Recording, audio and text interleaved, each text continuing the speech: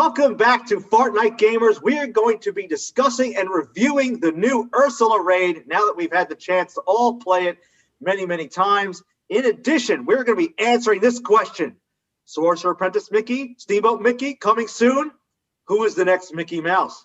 We have the answer because... We are Fartknight Gamers, mobile players, paywall haters, entertainers, hot as lasers. Tell your neighbor, do a favor, you should subscribe, and you'll see more Knightlightning. He's not lightning, so enlightening, not so frightening. Hit like, and you'll see more. Who farted? He's who farted, not faint-hearted, nor outsmarted. Let's get started. I'm very excited about today's video and so glad to have Littlefinger back on here as well. But disclaimer, if you don't like salty language or offensive content, go to somebody else's channel right away. And if you hear Littlefinger say, open his mouth or say anything, and you got little kids in the room, earmuffs. Check out the timestamps in the description below so you can zip right to your favorite part of today's conversation. All right, gentlemen, very excited to have all three of us back on this channel right now. We took a little break because WhoFartd and I actually got to go on DefaultDan's Twitch stream live. Unfortunately, there was some technical difficulties, so it wasn't as great as we hoped, but that was not DefaultDan's fault. DefaultDan, I just want to thank you so much for hosting the both of us. You were an excellent host, very gracious. It was so much fun answering people's questions. I don't know what happened with my audio. I will put a link in the description below for people who are not familiar with you. For our audience, go check out DefaultDan's Twitch stream. For my money, he's probably the best Twitch streamer out there for Disney Sorcerers Arena. And he's part of the goat farm, so that's a big bonus right there. I got a serious question for you. Have you watched any other Twitch streamers other than DefaultDan, and is he just your default top switch? I've seen one or two others. Okay. Let's get into it. So we finally got to play the raid a whole bunch of times, and I wanna kind of review a few things with you guys. Let's begin with the first part of the raid, which is the Glut the Shark, phase 1. What are your impressions of this phase so far? You want to take this, WhoFartd, or you want me to do first? I'm eating tacos. All right, so no, I'll go. Are you sleeping eating, or are you actually like fucking like eating? All right, I'm just going to. All right, whatever. So I have to say, when we first played it, I actually felt like it was in a fight where I'm kind of like with the Jim Carrey, like I'm winning the fight. And then I guess once we kind of went from tier, I guess we were starting at tier 3 to tier 4, it was a little bit of a different ball game. I feel like definitely a lot of the defaults that he puts on us with the harmful effects is just like the attacks are a little bit crazier, that he attacks multiple times. But I actually, one thing I have to say that is a positive thing about it, everybody in the guild who wants to try it actually participates, and it actually takes a while. No matter how hard your strong your characters are, it still requires a full team of players. Yeah, and I'm really glad the reward system is the way it is, because that first day when we just tested out tier 3, I had such a busy day at work. By the time I looked at my phone, the raid was beaten. I'm like, what the hell? Everyone's like, oh, this raid is so cool. I'm like, was it? Please tell me about it. I'm really grateful that the reward system is the way it is. And it's not like if you're not in the top 5 or top 10 in your club that there's no point in even participating. It's good that even if you just help out a little bit, you're all getting the same rewards, which is nice because it kind of leads to more of a teamwork feel rather than competitive feel, which is nice. Well, you can be a little bit competitive with everybody because you could see on a scale of how much more damage you could do. Yeah, it's nice. You get to see who's doing what, so you can be competitive with points, but no one's hoarding first place rewards, second place rewards, because all the places are the same as long as the raid is exactly. I don't know. That's what I've been doing every single time in this raid. You've seen me come in number 1 or number 2 every single time. Yeah, right. Is that by the way, Littlefinger? If you add 8 or 9 after that 1 or a 2, you're still not where I am. Littlefinger, I have to congratulate you because you hit Grand Champion in PvP. That is pretty damn impressive. It also shows lack of life. No. Hey, you beat me to the punch, I was going to say. Right. You have a pretty story. You're just slack at work. I slack at work. It's true, yeah. You have a pretty amazing team to be able to pull that off. And you're also number 1 in your Sorcerer's tournament these days.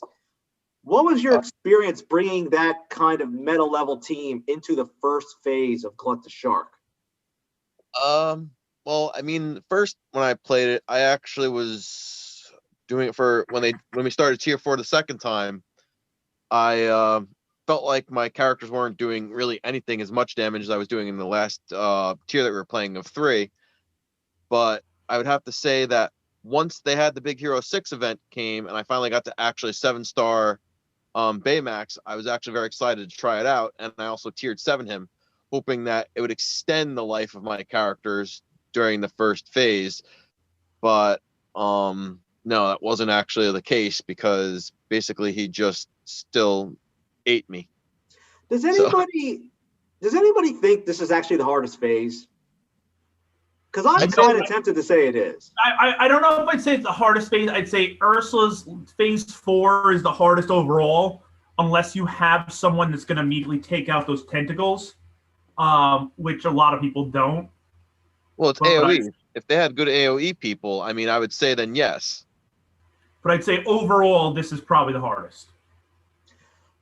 At least even in phase 4, I feel like I get the chance to ramp up my team and start getting out my buffs and start landing debuffs and stuff.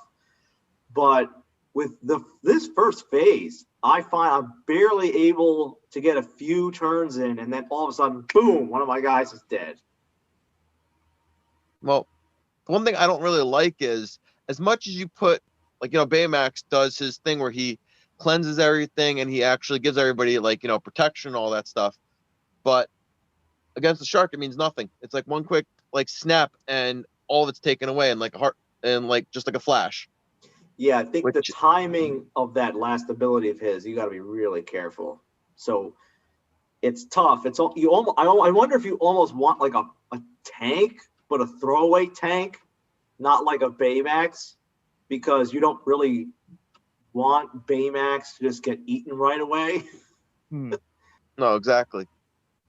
What's your impression of the look and feel of this raid overall? So I'd say it's all right. So let's compare to Star Wars Galaxy of Heroes, where you can knock them for many things, but their graphics were always on point. Graphic is good. I'd say this is a bit too cartoony for my taste. But it is a cartoon. I was hoping like a little bit more depth, a little bit more realism, within constraints, obviously. But I'm not knocking it badly because it's cool views. It's definitely a different perspective. I think they did good in the style that they were planning. I'd probably give it like an 8 out of 10 if I'm going to give most of the Star Wars raids 10 out of 10. You really give a Star Wars one 10 out of 10? If we were to go just based on graphics and we were to compare it to the Sith raid, and let's just take part 2 of the Sith raid. Oh, okay. Come on, that was insane. The area right around I'm forgetting his name. Darth, I don't know, falling aparteth. But Darth Zion. Yeah, let's go with that. There's Darth like dead Jedi spread all around there. Like it was cool. Okay. Yeah. Okay. So you're talking about not the boss graphics as much as the I'm environment. talking everything. I'm incorporating the boss graphics. I I'm see. I'm talking about the level. I'm talking about things around you, how The it's character. displayed, like everything all together. I see.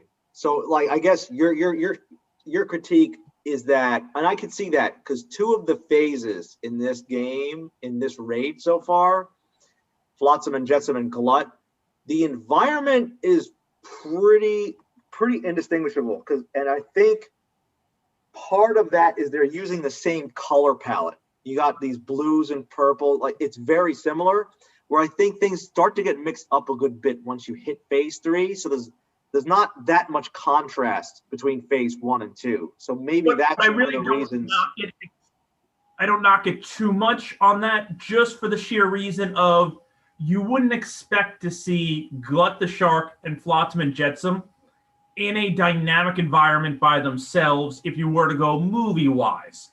And if you were to follow the movies, Ursula's clearly going to be in different areas based on where the big confrontations were. Right.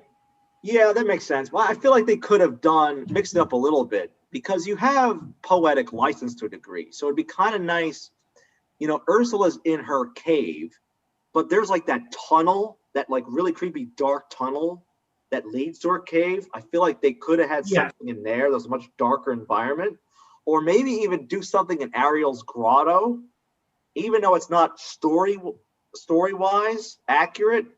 There's poetic license with this. They could change things up. So wait, Ariel had a grotto, like Playboy Mansion level?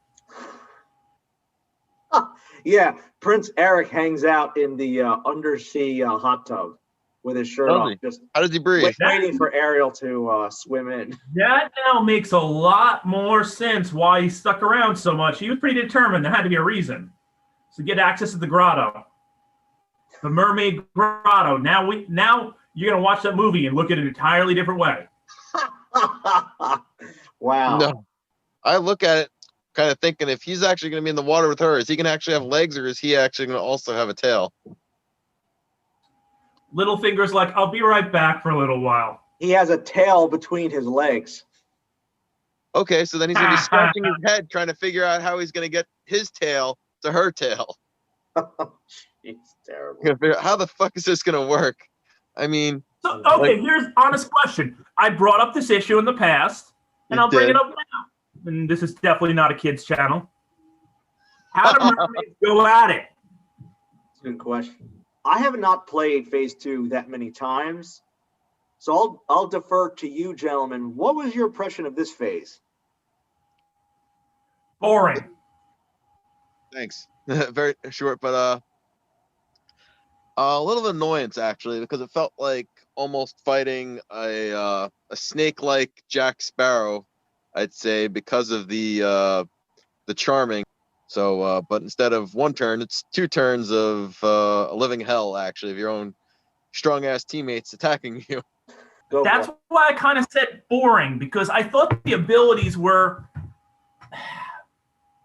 annoying and not tough. Not like, I think there's a thin line between strategy and just, fuck, this is annoying, I'll beat it, but I don't want to deal with this.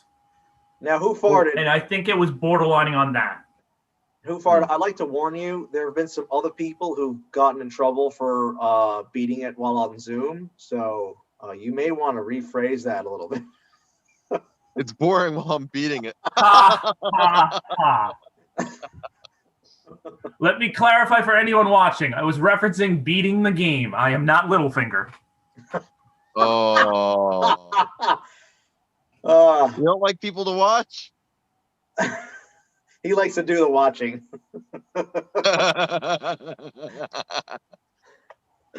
Terrible.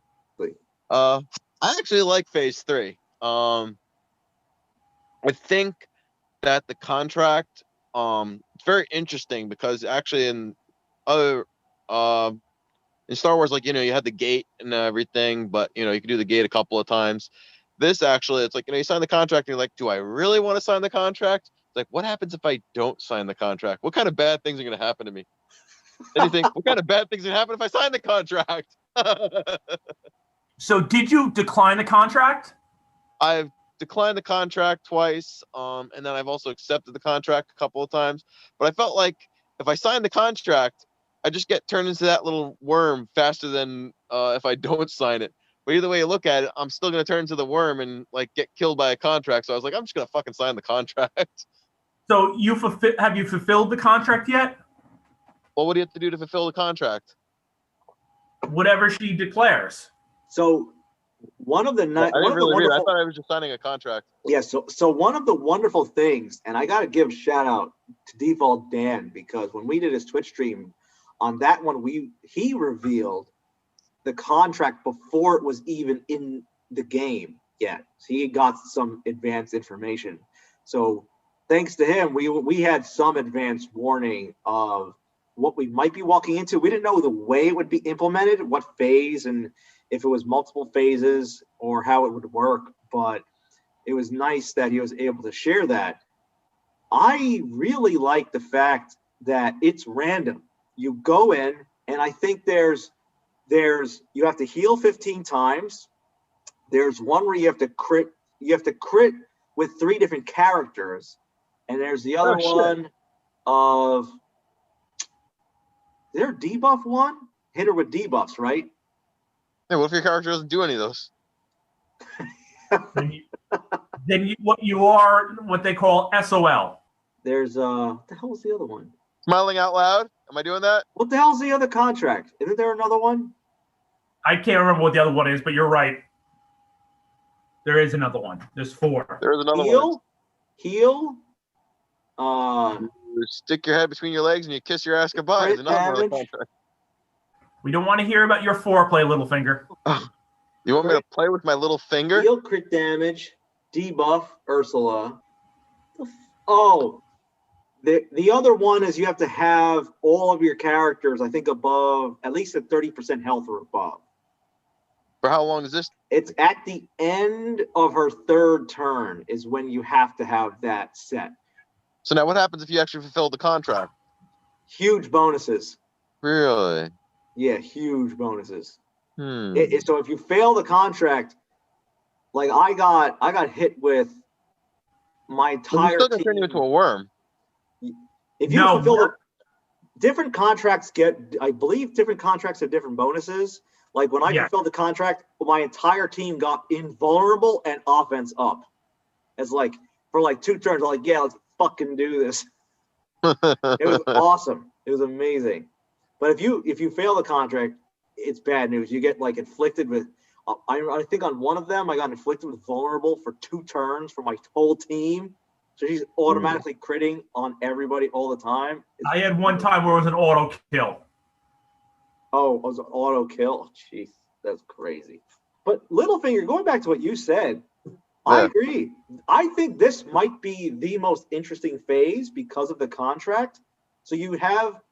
It's putting games within games. You have the game of trying to beat Ursula to begin with, but then you have this game of the contract, and it's random, so you don't know exactly what the best team is to bring in. I mean, I guess obviously there's probably a good hybrid team that allows you to fulfill all of them. Like one would be like, I'm just thinking off the top of my head, Robin Hood, because you can give a whole line of your team guaranteed critical hit. So that would take care of one. And Ariel, she could heal, use her special once, you're healing 25 times with 5 characters. So and maybe some other characters that help land debuffs. So there's probably a good hybrid team in there that lets you go in by just on its own and is able to fulfill every contract. But it's really cool. Well, Frozen basically, actually, I guess Frozen can do everything. Oh, wait, isn't that one of the other ones gain buffs like 10 times or something? Actually, how does Frozen... No, not all of Frozen can do all of it. I was going to say, Frozen can cleanse, Frozen can heal in certain scenarios, but it obviously has to be triggered after damage. But they can't debuff. Yeah, there's another contract where you have to gain a certain amount of buffs, which Frozen would be great for. Right. Big Hero 6 also, obviously. So, WhoFartd, do you have any other thoughts on Phase 3 of the raid? No, I think we kind of hit it. I enjoyed it. I'd say this was the first one that I would deem truly challenging, which is what I expected from this raid. Phase 4. I think the atmosphere of this was really cool. Like when she's going up there and with the trident and bringing down hell and thunder on the team. I think it's tough, it's a pain in the ass, but I can't deny it's really cool the way they did that. On top of it, the perspective change, because normally we're coming from a side view. This is clearly a back view. I thought was perfect for this type of level because it made you feel closer to like what would be happening in the movie, and B, it put more emphasis on the atmosphere. So like, even though I gave it 8 out of 10 for the graphics, the main reason I gave it 8 out of 10 is because this level where I'd give it a 10 out of 10 kind of picked up for the Shark and Flotsam and Jetsam's, where I'd give more of a 7 out of 10. That makes sense. I liked, in a weird way, even though this phase is not easy, I almost find it feels the easiest because at least you could stagger Ursula. It's the only phase you can have a moment where you can really just go to town on the raid boss and not having to worry about them immediately reacting and just smashing you afterwards. Wait a second. Are you saying you want to go to town on the cartoon Ursula? I think I've always enjoyed interactions with certain individuals where you can grab on a lot of things. So her and they tentacle can grab you in a lot of ways.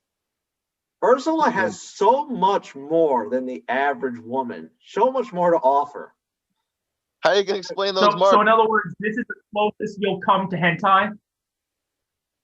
I'm gonna choose to not follow up on that at this time. Littlefinger's going, hentai's real? Since when? I'm actually Knightlightning would have to edit this. I'm thinking that I'm not. I'm only editing it for timing. I'm not editing out this conversation, actually. No, definitely don't edit those lines. No, Littlefinger, I have a hard time believing that you haven't been in a situation where you haven't been grabbed by many different kinds of appendages in one sitting. That's one hell of a good time, I would call it. I'll buy that for $1. Jesus Christ. Do I have to edit that out? Probably, right? I don't know. Probably. See, I would say the mechanics of this raid, especially 3 and 4, I would almost give 9 out of 10 or 10 out of 10. I'm kind of with you, WhoFartd, where phase 1 and 2, I find phase 1 and 2 challenging. Well, I guess it's difficult, but it's not like mentally challenging as much. Yes, I agree. And I say that with a caveat in that perhaps I don't understand all the mechanics and how you have to time certain things yet, but it doesn't seem like there's as much in your control in phase 1 and 2 as it does. It feels like there's more control the player has over what's happening in phases 3 and 4. Right. Yeah, I'd agree with that. Like your decisions actually matter instead of, I get bitten, I'm dead. It's Jaws. Let me pivot to this. Were there any surprising characters or spells you guys have found useful so far in this raid? Nope. Yes, Madam Mim has been a world beater in this raid. Really? So amazing. It's unbelievable. No, I'm not serious at all. I just want to see if you believe me on that one. Finally, there's a use for her. Yeah, for a minute. If you haven't done yet and you're watching these videos, Knight is determined to make Madam Mim and Merlin a thing. I think Madam Mim does have potential, perhaps. I'm not sure how or where or why, but I don't know. I'm trying to live the dream here. I am glad the Horden King panned out pretty well. I feel like that was a good call. I don't know. It could have gone worse. You could have just tier 7 him, and then all of a sudden they said they're going to debuff him. Yeah, one prediction we had was that Blue Fairy Magic would be a good spell, and I think that's still very valid. I'm trying to get it up to level 3 because if you have 3 or 4 debuffs on your character and you use it, that character is gaining 100% speed meter, which is really great. So I feel like really at the level 3 level is where this starts to become extremely helpful. By the way, did you guys notice this? I want to say I saw this. I like giving credit where credit is due. I want to say dsasavage is where I saw this. I was watching one of his videos, and he pointed out this change on Zap, where now it says ignore 75% defense when damaging an oceanic opponent. That's new then. That could be taken one of two ways. A, Oceanic is one of the stronger up-and-coming groups out there, period, with Triton now starting to penetrate into teams, and obviously with Cobra Bubbles and Gantu now becoming a staple of a lot of teams. Well, every raid boss is, I believe, considered an Oceanic character. I believe so, but I haven't seen confirmation yet because it sounds weird, but they are Oceanic. I don't think there's any question if you were to unlock Ursula, she's Oceanic, but I'm wondering if she's defined based on debuffs or impact. Who is the next Mickey Mouse? We have the Mickey Mouse of the present. We have the Mickey Mouse of the past. We have not yet had the Mickey Mouse of the future. A doomsday, apocalyptic, hell-risen future of the Terminator, Judgment Day Mickey. I thought it was Ron Stash Mickey. I thought we got it partially right. That's 1970s Mickey. So we have Judgment Day Mickey, who has come back to the past to rescue the savior of all animal kind, Pluto, I suppose. Judgment Day Mickey hails from the downtown future. His basic ability is Musculus Terminatus. WhoFartd? What is Musculus Terminatus? I'm assuming that right off the bat, Mickey flexes for everyone and does the whole the beach is that away, and everybody immediately gains the buff of intimidation, and then he just does a backhand attack after the flex. All right, his first special is called "Come with Me If You Want to Live." So maybe this is something like a Baymax where you pick an ally on the field, like Mickey Sarah Connor or Minnie Mouse, maybe in this case, and he completely shields that character. So maybe there's a special buff that character gets where damage has to be dealt to Mickey first in order to start getting to the health bar of the secondary character.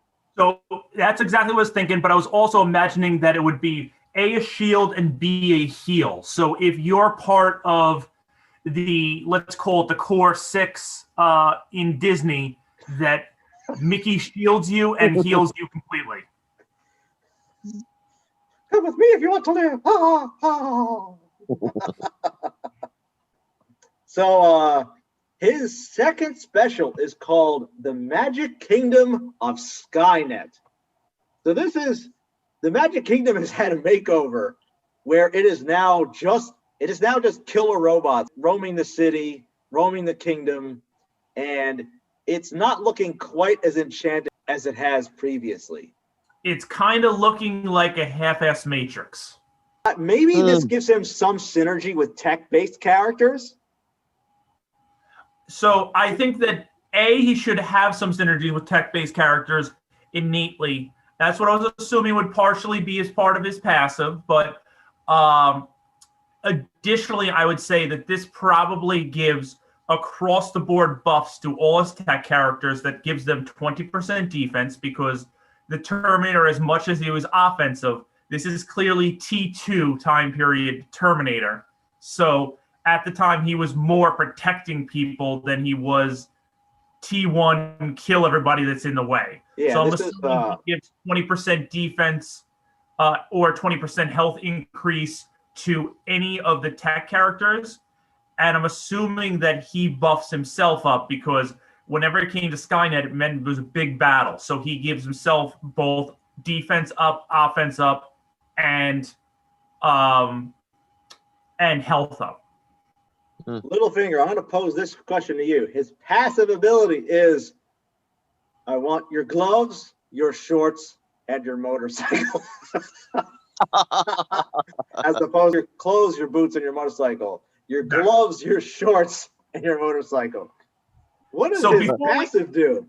Before we dive into this, I must ask, does this mean that we finally get something we have wanted for so many years? Because when this line came out, we got to see Arnold's butt. Does this mean we finally get to see Mickey's butt? God. Where do we even go from there? I know everybody's excited and they can't even respond. Mickey's butt is, in fact, Goofy's face. Oh, yuck. Guess what I saw? So, Littlefinger, what does his passive do? Your gloves, your shorts, and your motorcycle. I say he strips somebody of their abilities. He physically strips them of their clothes and their abilities. There's just nothing left. So what happens if it's a girl that he's fighting? I'm taking your blouse, your bra, and your panties. Come on. And so then quickly, Judgment Day Mickey gets arrested and taken off the board. Oh my God. There's a 50% chance he gets arrested. It's a good thing they have a sheriff in the game. Mickey's doing hard time. There's a 50% chance he gets hit with assault. His opponent needs to spend every round finding their clothing until they can get back in action. It immediately proceeds that you have to roll doubles to get out of jail. What is the bail like for Mouse stripping someone of their gloves, their shorts, and their motorcycle? You have to use the prince's tax actually to get out of it.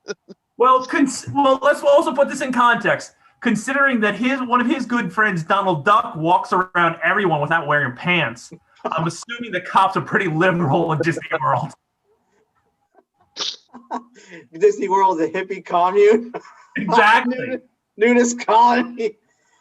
There's little secrets about Walt Disney that you didn't know what he created. It was actually a gigantic nudist colony. That is the experimental prototype community of tomorrow. All I know is in Twitter, I want to see a trending hashtag Disney nudist colony. Wow. Do you think when Mickey gets arrested for assault that he will have his how would you call it? It would be his time transporter passport revoked? Sir, we're gonna have to take this from you. Yeah, exactly. We don't want you assaulted. The judge is like, I don't want you assaulting me now or in the future. I don't want you taking my shorts. I definitely don't want you taking my shoes. Actually, in mid-trial, Mickey will go rewind 30 seconds and retroactively remove the judge's shorts. The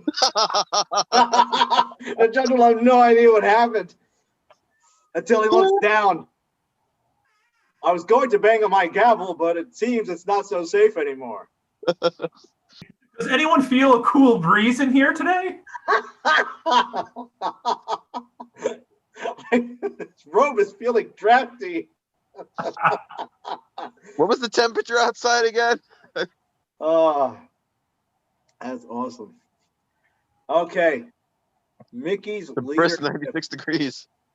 Judgment Day Mickey's leadership ability is I'll be back.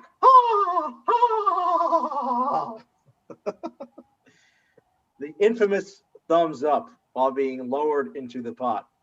So this must be some kind of, maybe there's a resurrection ability involved here. So that's what I was thinking. So I'm assuming that this allows one character on your team, as long as they're tech, to resurrect with complete health after 2 turns. Nice. Then what happens if, so after every 2 turns, like they're gonna have another chance to come back? It's used once and that's it. So kind of like the golden hammer then. Golden Hammer, but you're talking about complete health and only limited to tech characters. All allies, all opponents, unless they're tech-based or from the downtown future, will magically have their gloves, shorts, and motorcycles disappear on them. Welcome I'll be to the back. muted colony. Surprise! Surprise! You're wearing a skirt. The end. This game went from PG-13 to rated R. All right. Any final thoughts on Judgment Day Mickey? No. I think this is the obvious next step in Mickey-based technology. It's what Walt Disney was missing from the start. And thank goodness there's other people who have real foresight, unlike Walt Disney, because what did he give us? Disney World, Disneyland, Disney, geez. He was slacking. Finally, somebody takes a step forward. Yeah, Disney Skynet. That's the next. That's the next. Exactly. goal. So are we worried then for if there's actually a Disney Magic Kingdom, that Skynet that we tell your kids, you know, don't come when it's like really hot out because Mickey's going to take your shorts and your gloves? Subtle jokes, and then he goes and is like, oh, let's not be so subtle. All right. So let's go to some comments. We have Britt Briscoe, who gave us some really good ideas and some interesting thoughts about the hammer changes that happened, which we discussed in our last video. Thank you so much for your comments. I love the hammer changes. Mad Dog had a good idea. With the golden hammer chain, they should just call it the little golden hammer. I thought that was good. Muhammad actually made a really good point, actually, with the golden hammer change. He mentioned that one of the problems with changing golden hammer that's only useful once per battle is that, to begin with, it's a random ally. So it's not like if you have 2 or 3 of your guys dies, you actually get to choose which of those comes back. So you might be resurrecting someone who's not ideal for your current situation. So he makes a really good point in pointing that out. I think actually it's perfect that they only have one character and they bring him back. Fuck Frozen. Frozen is a bitch and a half with Golden Hammer. First of all, no fucking Frozen whatsoever. Paul McCartney's God-given team is what's intended for this game. Now, Mad Dog actually shouted you out, Littlefinger, because we did you pretty wrong in the last one, talking about your experiences on the corner. So he said Littlefinger needs some redemption on the next video. So I'm not sure you got it, but you're here. So that's partly because of Mad Dog. So thank you, Mad Dog. Thank you for having me. Cobb, as always, thank you for your comments. It was really nice what you wrote there, and we appreciate you very much. So everyone, thank you so much. Thank you. Like and subscribe. We will see you next time.